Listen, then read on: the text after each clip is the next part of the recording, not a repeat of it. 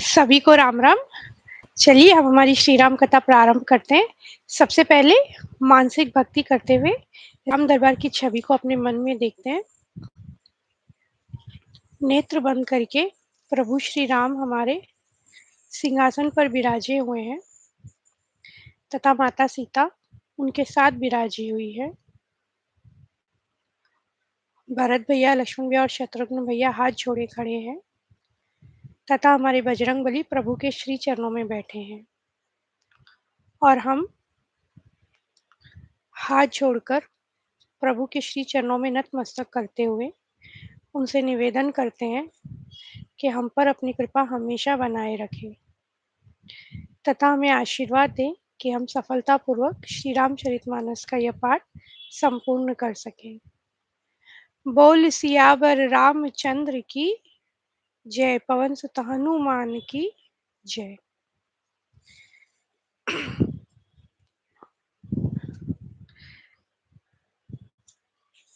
तो कल हमने देखा कि रावण जो था अब वो मारीच के पास आया है कि एक सोने का मुर्ग बन जाओ जिससे कि मैं सीता का हरण कर सकूं। हालांकि मारीच ने बहुत समझाया कि वो नॉर्मल नर नहीं है, वो नॉर्मल मनुष्य नहीं है, वो तो ईश्वर का रूप ही है साक्षात।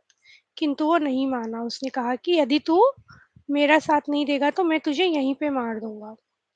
तो फिर मारीच ने सोचा कि क्यों ना मैं श्री राम के हाथों से ही मरूं, अगर मुझे मरना ही है तो कम से कम मुझे मोक्ष की तो प्राप्ति हो ही जाएगी।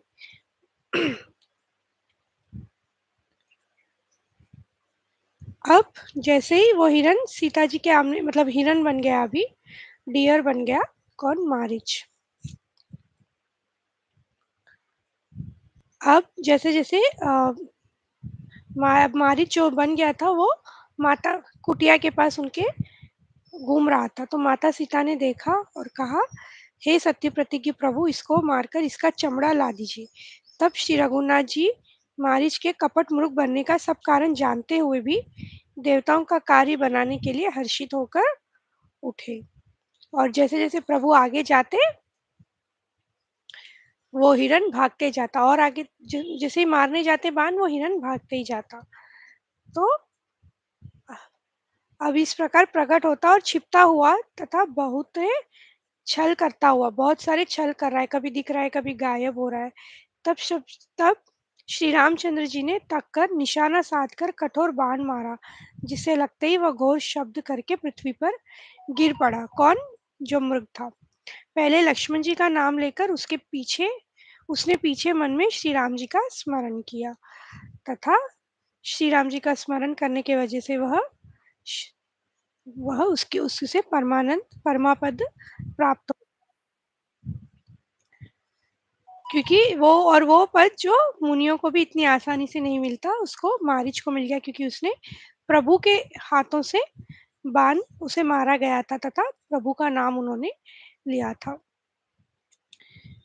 श्री रघुवर जी तुरंत ही लौट पड़े, किंतु इधर जब सीता जी ने दुख भरी वाणी में मरते समय मारीच ने कहा था ना, हाँ लक्ष्मण की आवाज सुनी, तो बहुत ही भयभीत होकर लक्ष्मण जी से कहने लगी, तुम शीघ्र जाओ, तुम्हारे भाई संकट में है। लक्ष्मण जी ने कहा कि ऐसा नहीं हो सकता, वो कभी संकट में, श्री राम जी तो स्वप्न में भी कभी संकट में नहीं पड़ सकते।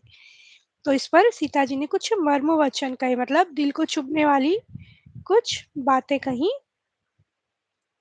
तब भगवान की प्रेरणा से लक्ष्मण जी का मन भी चंचल हो उठा और वे श्री सीताराम जी को वन और दिशाओं के देवताओं को सौंप कर श्री सीता जी को वन और दिशाओं के देवताओं को सौंप कर वहां चले जहां रावण रूपी चंद्रमा के लिए राहु रूप श्री राम जी थे। रावण सूना मौका, अब जैसे ही लक्ष्मण जी वहां से हटे, रावण सूना मौका देखकर सन्यासी के वेश में श्री सीता जी के पास आ गया। जिससे तो और ये कौन है? रावण, तो जिससे तो सभी देवी देवता भी डरते हैं। इतना डेंजर है ना ये रावण। और ये आ गया सीता माता के पास। कैसे आया? एक साधु के वेश में आ गया। और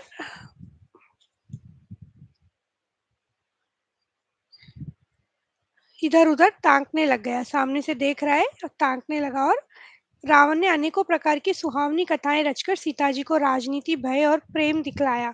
सीता जी ने कहा, हे यति गोसाई सुनो, तुमने जो दुष्ट की तरह वचन कहे हैं, तब रावण ने अपना